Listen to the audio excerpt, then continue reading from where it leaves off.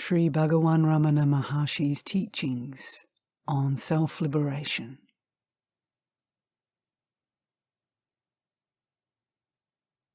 The illusion created by the mind must be destroyed by the mind itself. Your duty is to be, and not to be this and that. I am that I am sums up the whole truth. The method is summed up in the words, be still.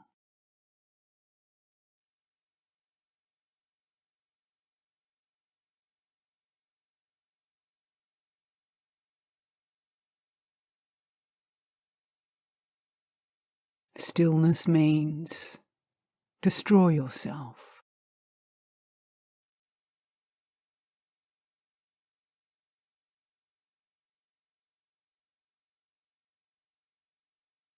Every name and form is the cause of trouble. So give up the notion, I am so-and-so.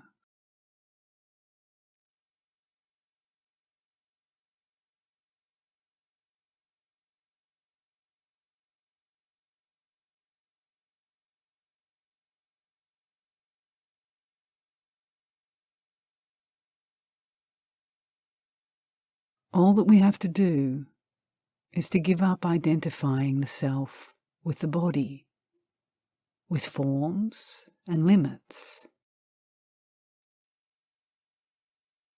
And then we shall know ourselves, the self that we always are.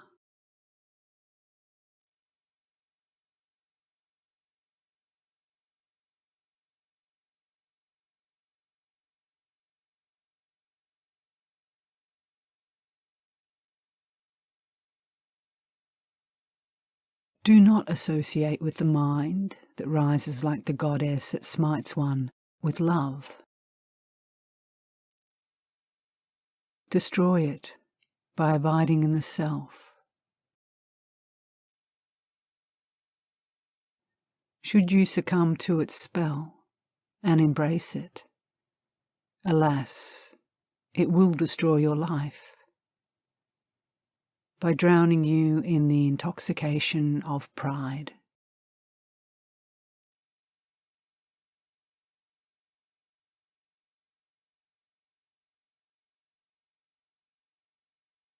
That demon, the mind, is extremely adept at amorously caressing you with false pretenses. Heed this warning. From now on, stay away from that sinful one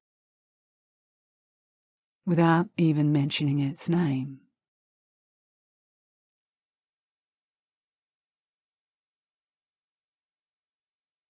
The mind is a great demon whose embrace brings death to all.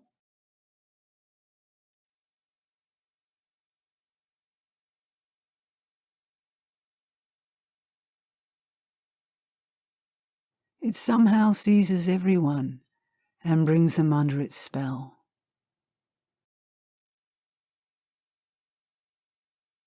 It is an extremely cunning trickster, a thief who practices deception.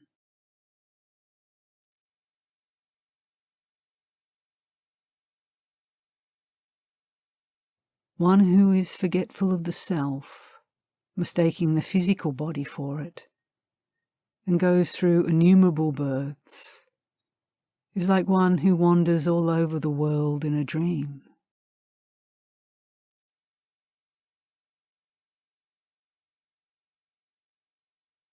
Thus realizing the self would only be like waking up from the dream wanderings.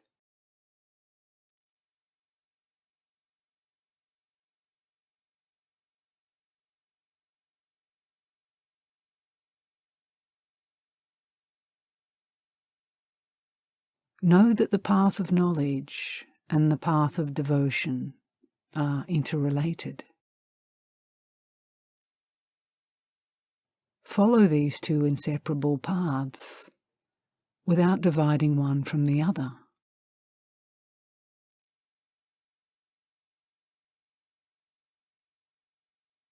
The lazy state, where you exist motionlessly and shine, is the natural state. In that supreme state, you have become that.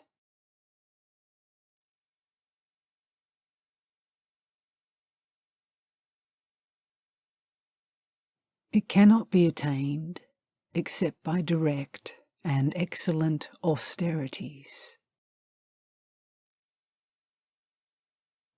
You should honor those who are therefore established in that laziness as holy beings.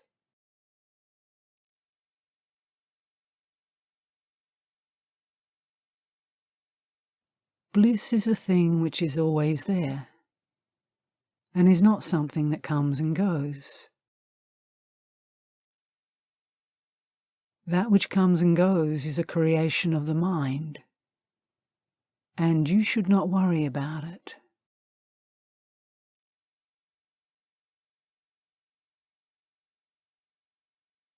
An I rises forth with every thought,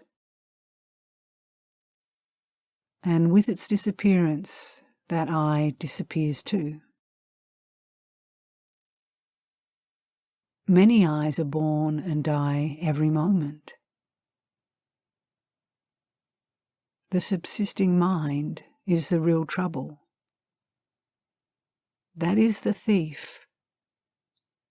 Find them out, and you'll be happy.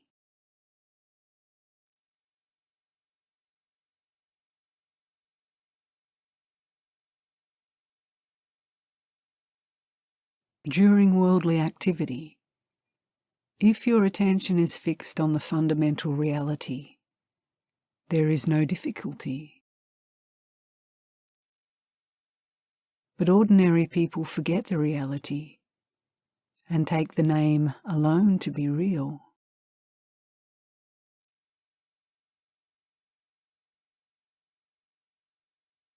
The different I's are not real. There is only one I.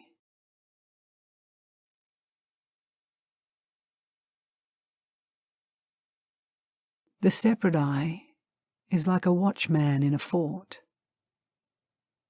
He is like the protector of the body.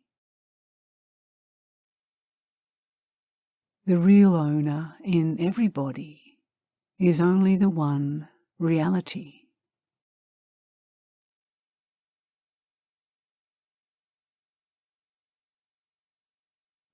So when the separate I surrenders to the real I, then because the idea of a separate self who owns the body disappears, I and mine are eliminated.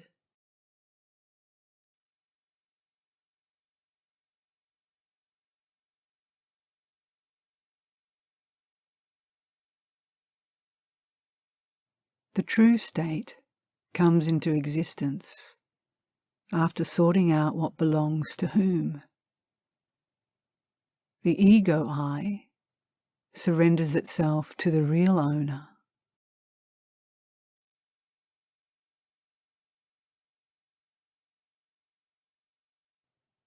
Many fear that with the destruction of the mind, they themselves will cease to exist.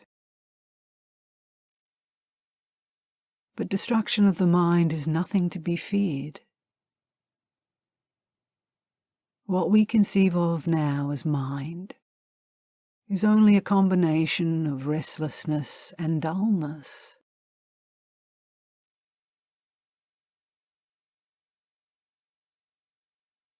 By their elimination, the mind becomes pure. Such a mind is one's own real nature.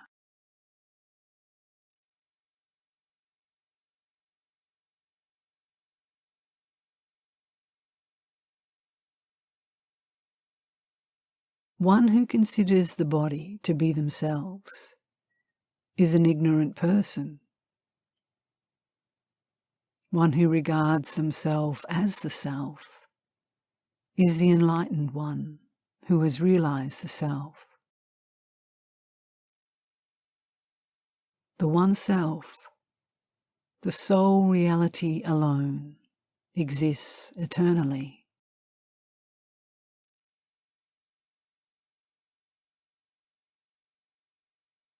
When even the ancient teacher, Dakshinamurti, revealed it through speechless eloquence, who else could convey it by speech?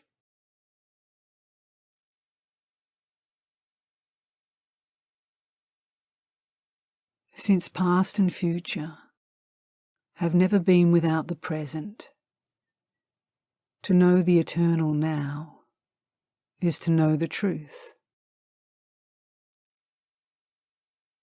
The changeless, infinite self transcends time and space, which are relative to the body and mind.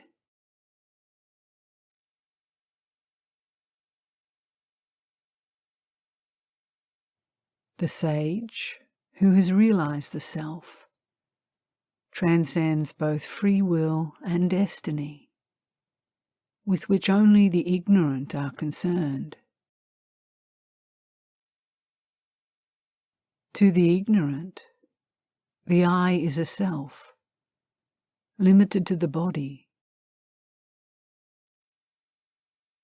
To the wise, the I is the infinite self.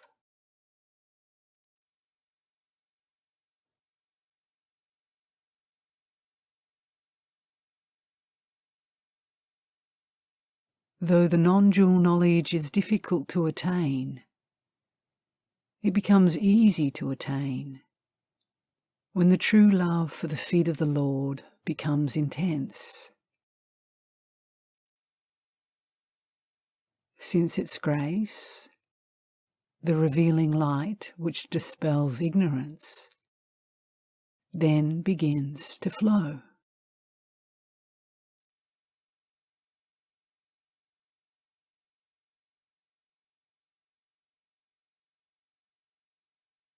If the agent upon which the karma depends, namely the ego, merges in its source and loses its form, how can the karma which depends upon it survive?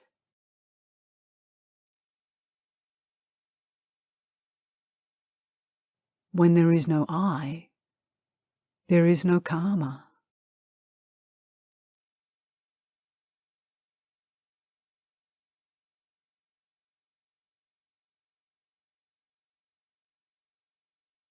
Only when the self is gained is permanent, perfect, blissful peace attained.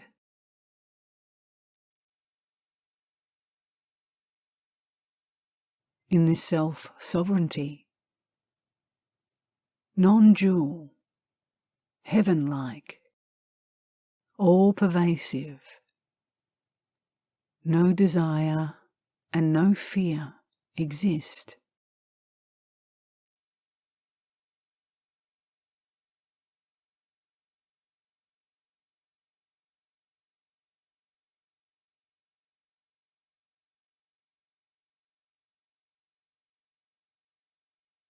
Beyond the reach of words extends the sage's greatness.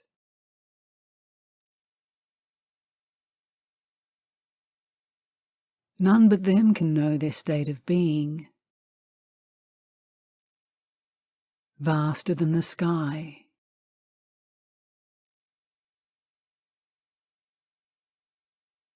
To experience yourself, you should first shed your own body consciousness.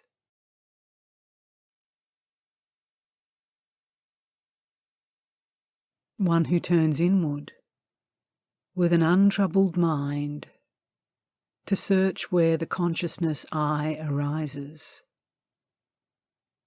realizes the self and rests in that like a river when it joins the ocean.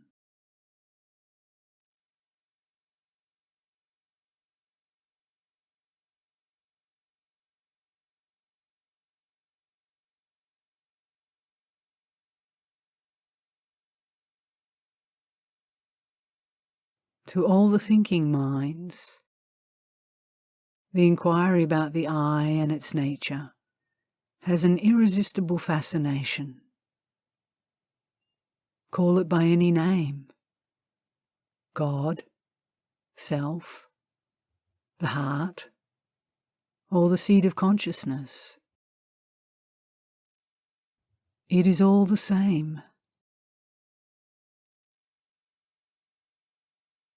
The point to be grasped is this: that heart means the very core of one's being, the centre, without which there is nothing whatsoever.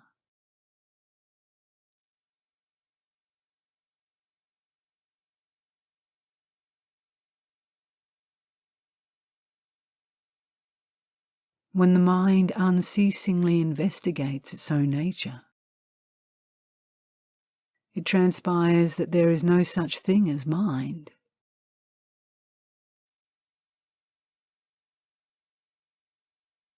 This is the direct path to truth for all.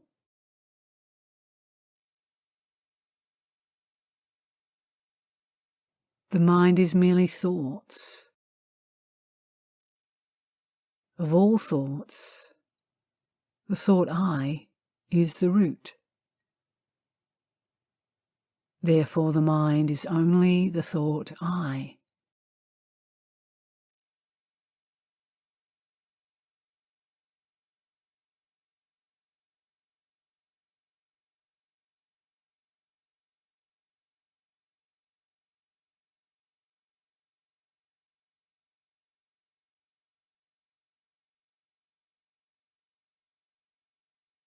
Whence this I arises, seek for it within. It then vanishes. This is the pursuit of wisdom. This is always the true import of the term I.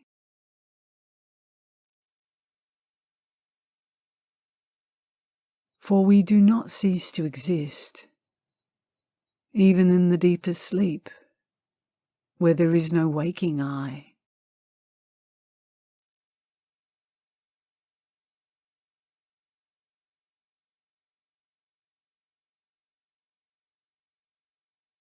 As there is no second being to know that which is consciousness. We are that.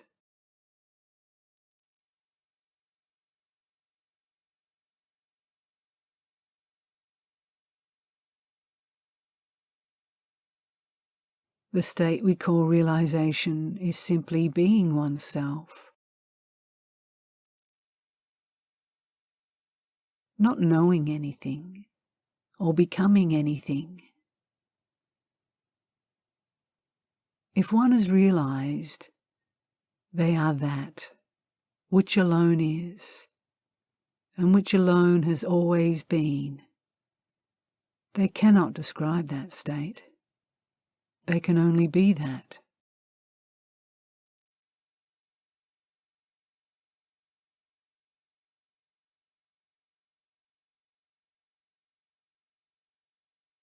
Of course, we loosely talk about self-realization, for want of a better term.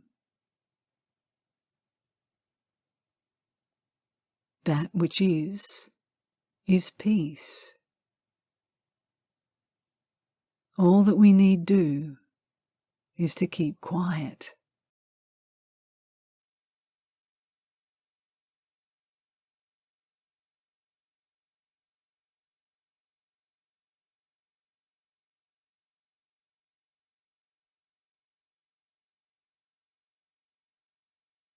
Peace is our real nature.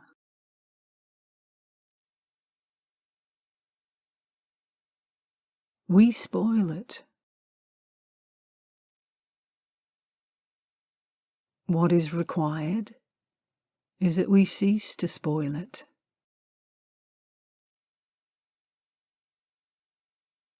For instance, there is space in a hall. We're not going to create space anew.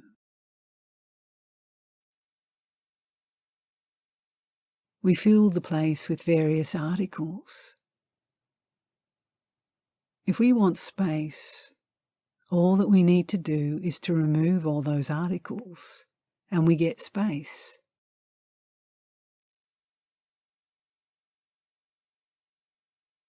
Similarly, if we remove all the rubbish from the mind, the peace becomes manifest.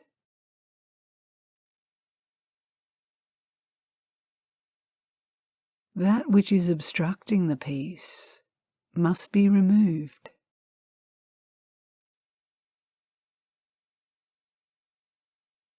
Peace is the only reality.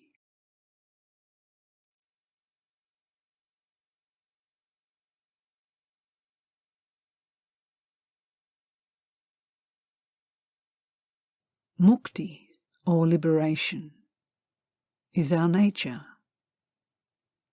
It is another name for us.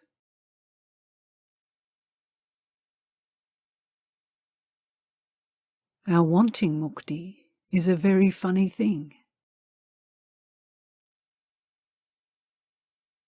It's like a man who was in the shade, voluntarily leaving the shade and going into the sun, feeling the severity of the heat and making strenuous efforts to get back, and then rejoicing. At last, I have reached the shade. How sweet is the shade!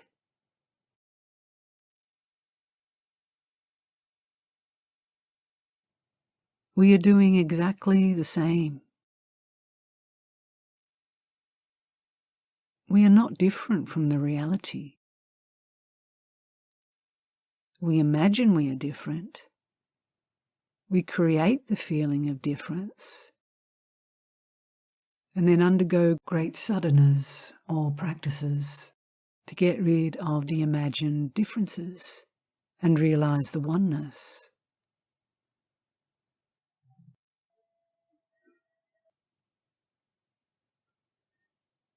But why imagine the differences and then destroy it?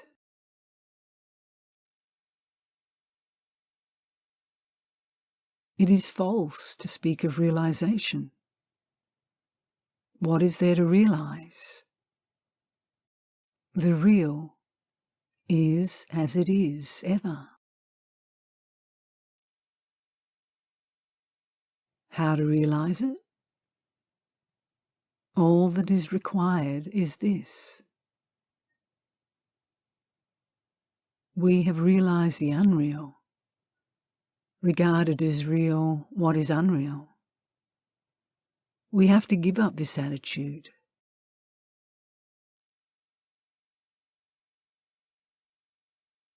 That is all that is required for us to obtain jnana, or wisdom.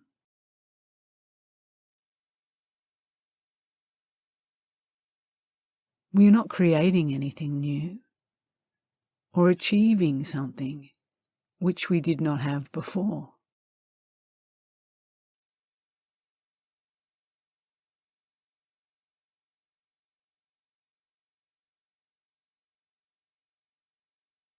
Effortless and choiceless awareness is our real state.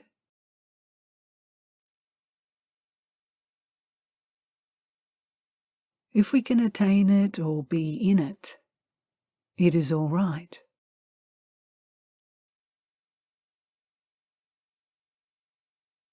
But one cannot reach it without effort. The effort of deliberate meditation.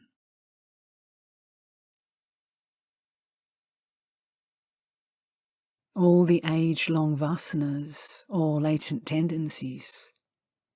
Carry the mind outwards and turn it to external objects.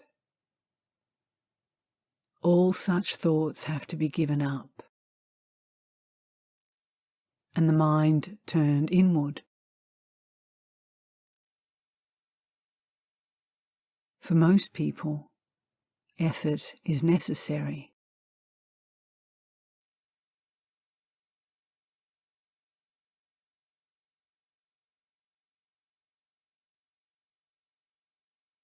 Be quiet or still.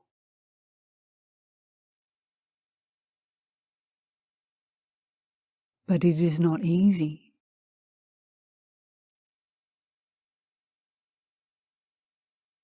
That is why all this effort is necessary.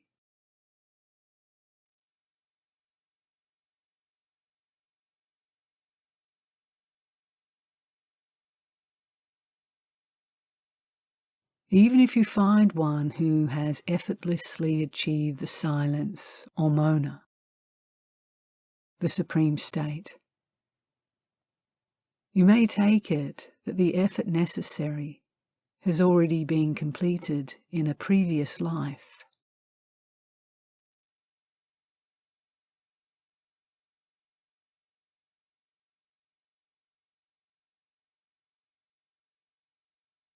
Such effortless and choiceless awareness is reached only after deliberate meditation.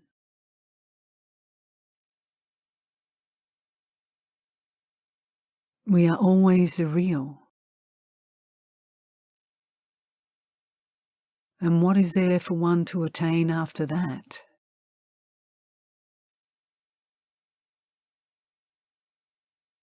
What is changing? What appears and disappears? What is not real, we regard as real.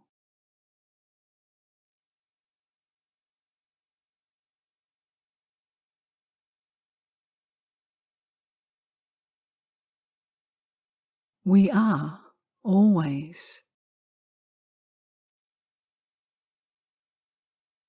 And nothing can be more potent than that.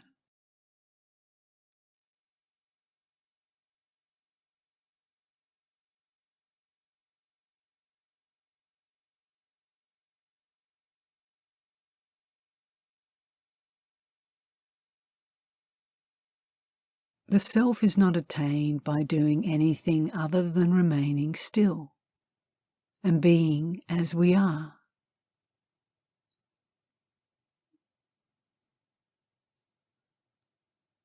We say that what we see with the eyes alone is directly present. They must first be the seer before anything could be seen.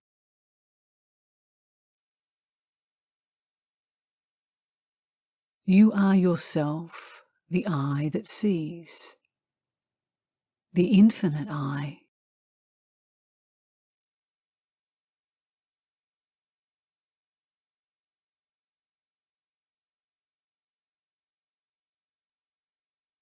People are afraid that when the ego or the mind is killed, the result may be a mere blank and not happiness.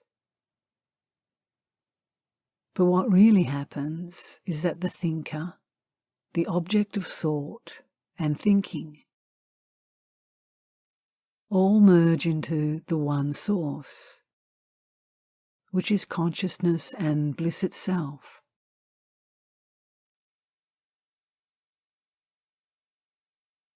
And thus that state is neither inert nor blank.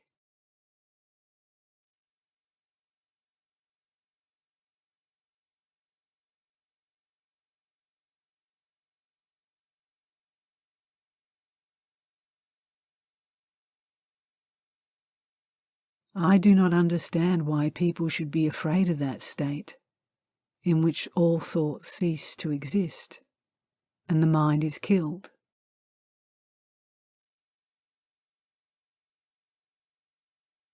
Every day they experience that state in sleep. There is no mind or thought in deep sleep. Yet when one rises from sleep, they say, "I slept happily."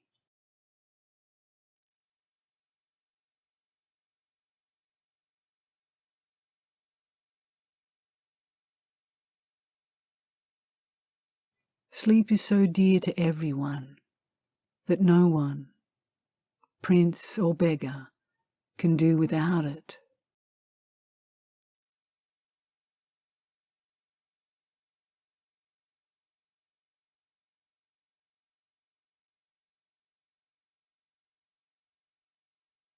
What happens when you make a serious quest for the self is that the I thought as a thought disappears. Something else from the depths takes hold of you. And that is not the I that commenced the quest.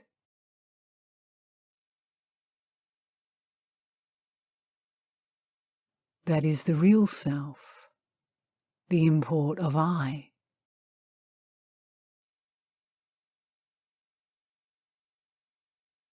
It is not the ego, nor the mind. It is the Supreme Being itself.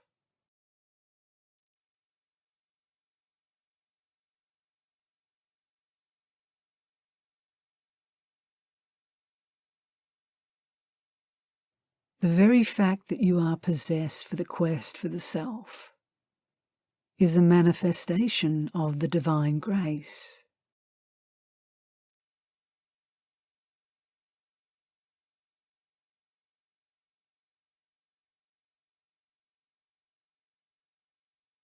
It is in the heart, the inner being, the real self. It draws you from within. You have to attempt to get in from without.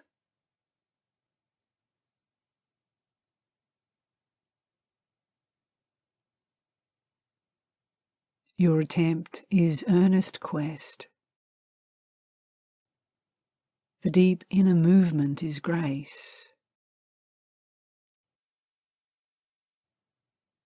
That is why I say there is no real inquiry without grace. It is a small jewel in the heart.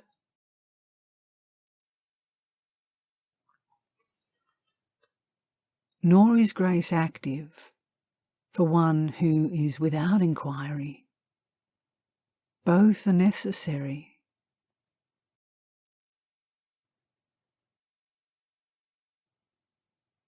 The ego self is the jiva. It is different from the Lord of all, the Absolute.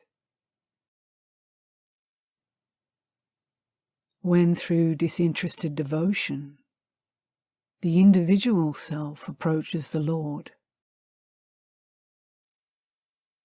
it graciously assumes name and form and takes the self into itself.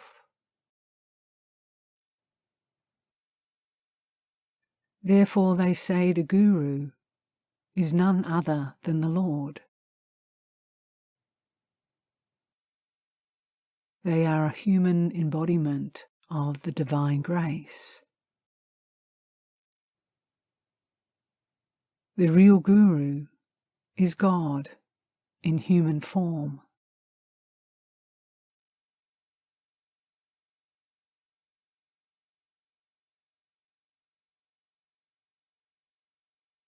Knowing oneself is only being oneself, as there is no second existence.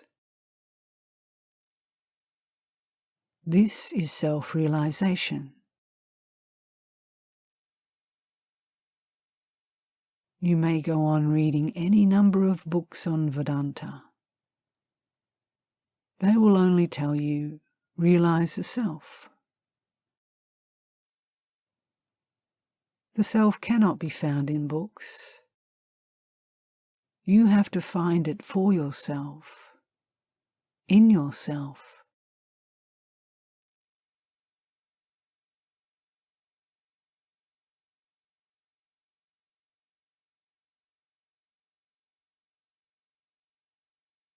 The quest for the self I speak of is the direct method, indeed superior to the other meditations. For the moment you get into the mood of a quest for the self and go deeper and deeper, the real self is waiting there to take you in.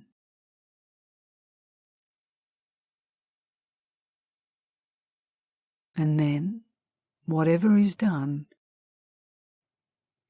by something else, and you have no hand in it.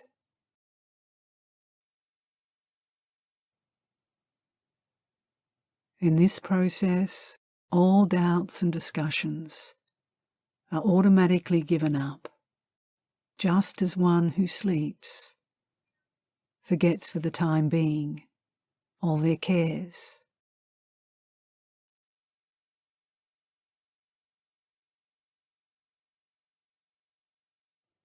The Lord, whose home is the interior of the heart lotus, and who shines there as I, is extolled as the Lord of the cave. If by force of practice the feeling I am meets with the Lord of the cave and becomes firmly established, and thus you stand forth as the Lord of the cave, the illusion that you are the perishable body will vanish, like darkness before the rising sun.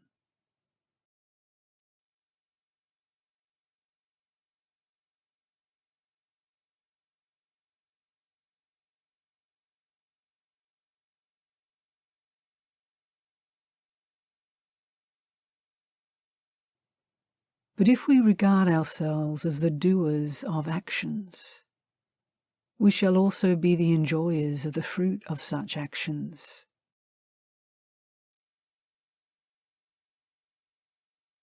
If by inquiry, who does these actions, one realizes oneself, the sense that one is the doer vanishes, and with it all three kinds of karma.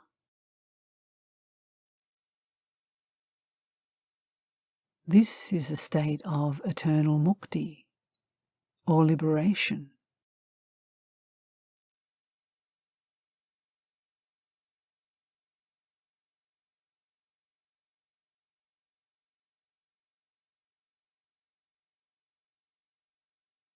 Our real nature is mukti, but we imagine that we are bound and are making strenuous attempts to become free, while we are all the time free.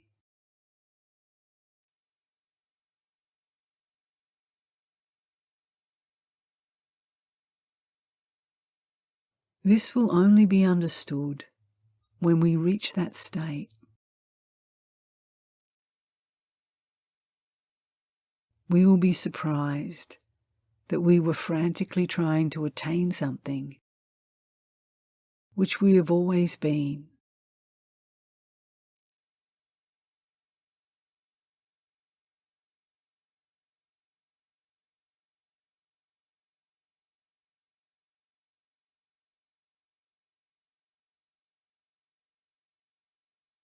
The dyads, or the pairs of opposites, such as pleasure and pain, and the triads of the differences, such as a knower and the known, and the process of knowing, depend on one thing: the ego. When one seeks for that thing in the heart and finds out its real nature, they will vanish.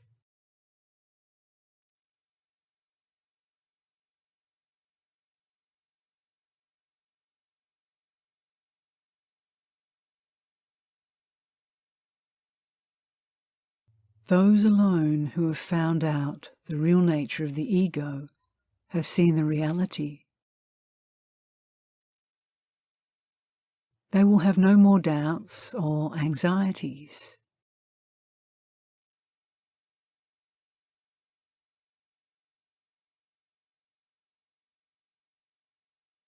The thought, I am the body, is ignorance.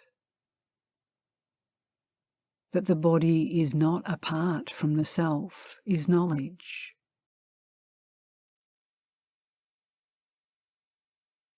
The body is a mental projection. The mind is the ego, and the ego rises from the self. The body thought is distracting and strays away from the self. For whom is the body or birth? It is not for the self, the spirit. It is for the non-self, which imagines itself separate from the real self.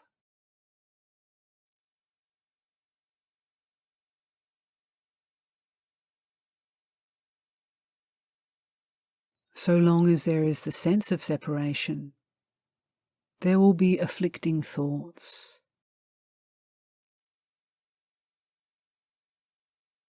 If the original source is regained, then the sense of separation ends.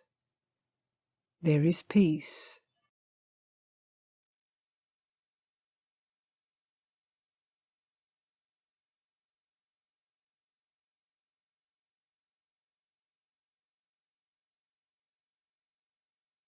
The waters of the sea evaporating and rising into the sky as clouds find no rest until they come back as rain, and finally rush back to the sea.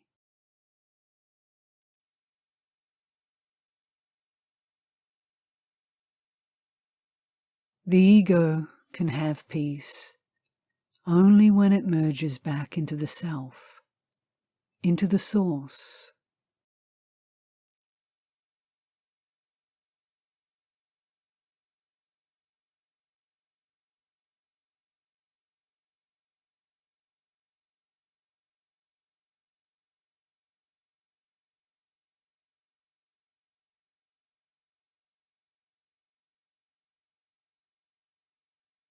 The jnani appreciates all distinctions, but they always experience and perceive the one reality in all of them. That is why they have no preferences.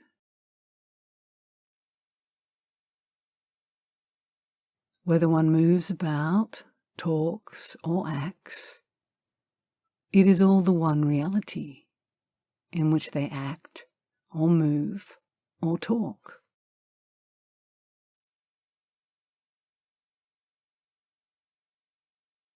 The jnani sees nothing apart from the one supreme truth.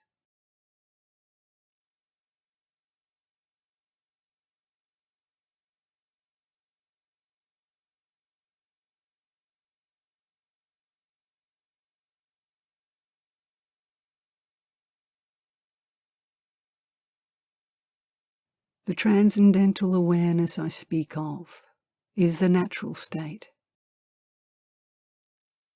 sahaja samadhi. Here you are naturally poised.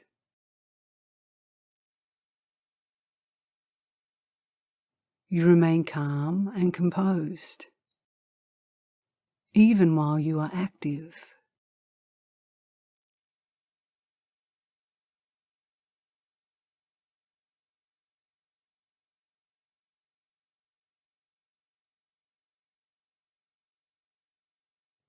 You realize that you are moved by the deeper self within.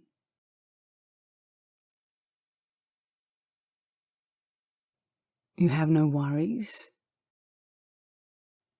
no anxieties, no cares.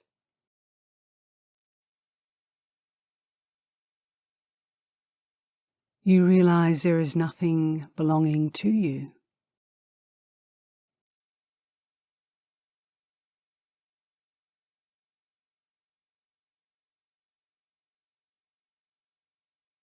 Everything is done by something with which you get into conscious union.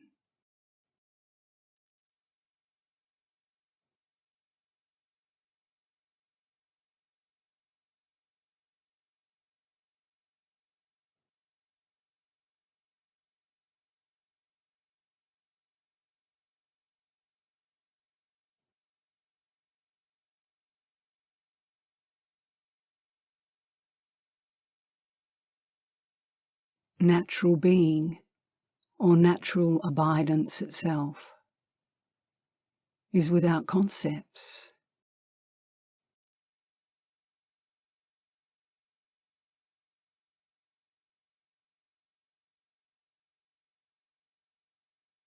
For in this state, the mind is free from doubts.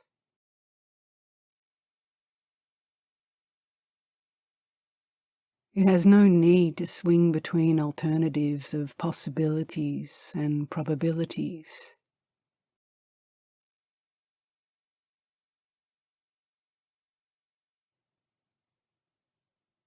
It has no active predispositions of any kind.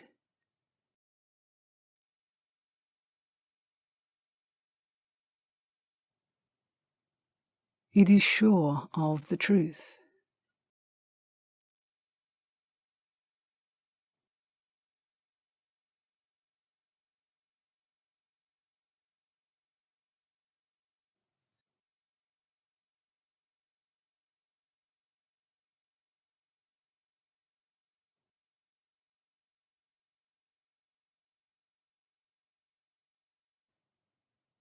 The self makes itself felt in the pure mind, so that even when you are in the midst of thoughts, you feel the presence. You realize the truth, that you are one with the deeper self, and that the thought waves are only there on the surface.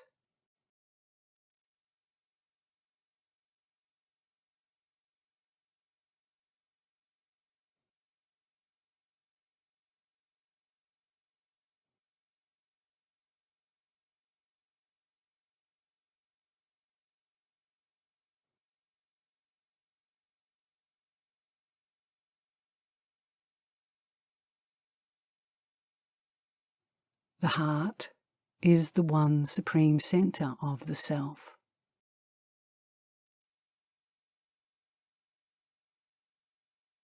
You need have no doubt about it.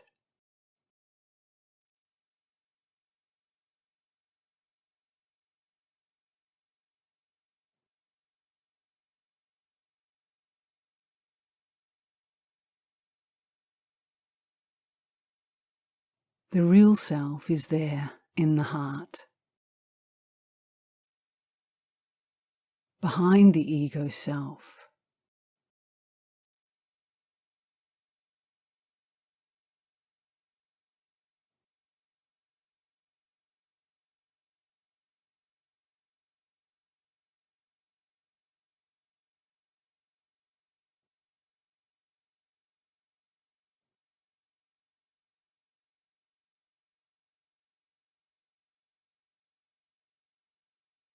But the reality cannot be known with your mind. You cannot realize it by imagination.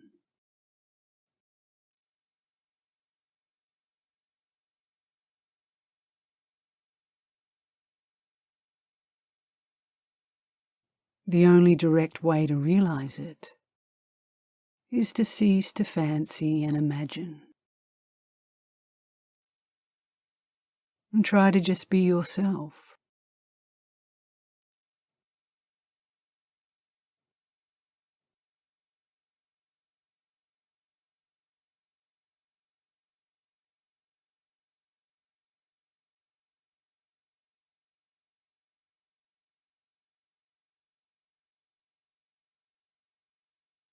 Then you realize, or you automatically feel,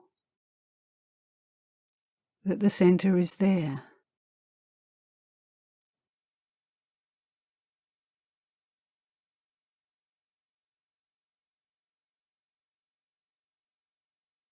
This is the center, the heart of being, spoken of in the scriptures as the cavity of the heart.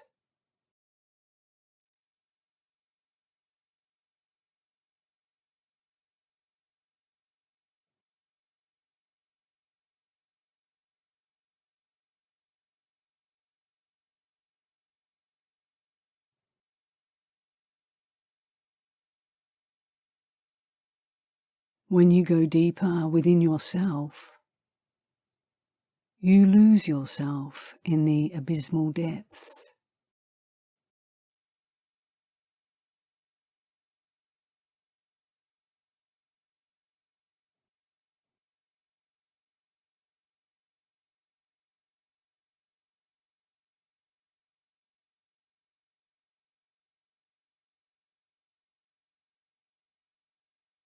Then the reality takes hold of you.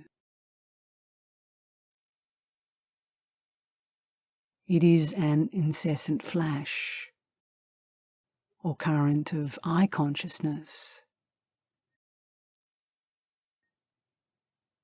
You can be aware of it, feel it,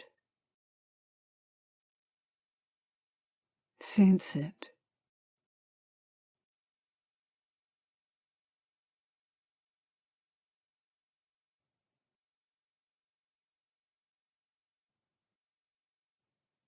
This is what I call self-manifestation.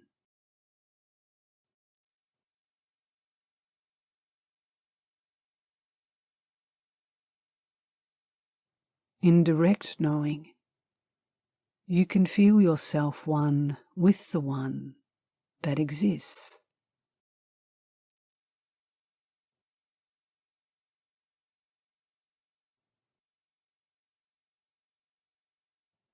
The whole body becomes a mere power, a force current.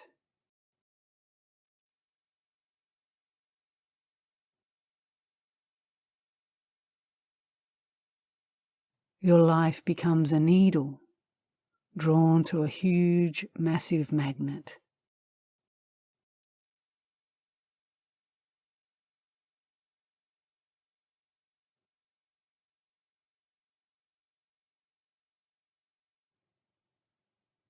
And as you go deeper and deeper, you become a mere center.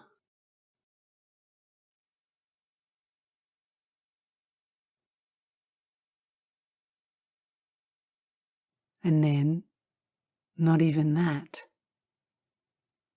for you become a mere consciousness.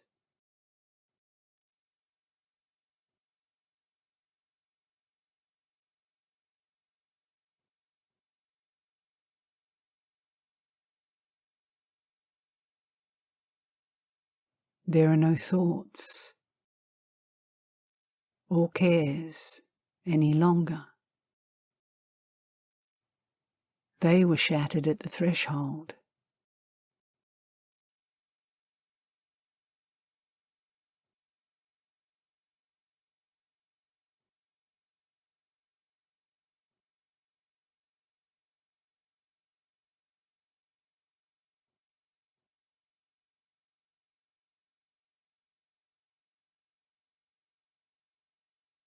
It is an inundation.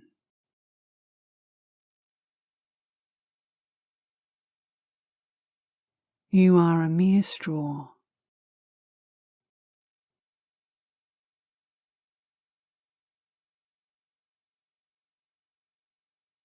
You are swallowed alive.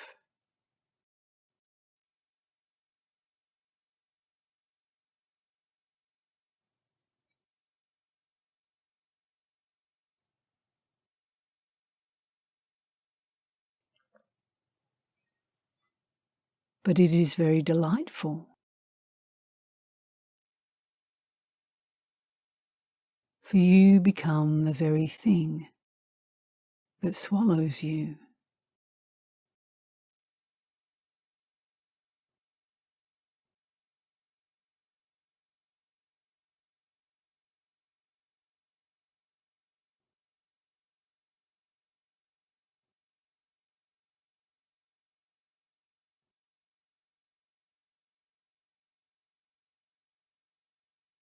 This is the union of the individual with the Absolute.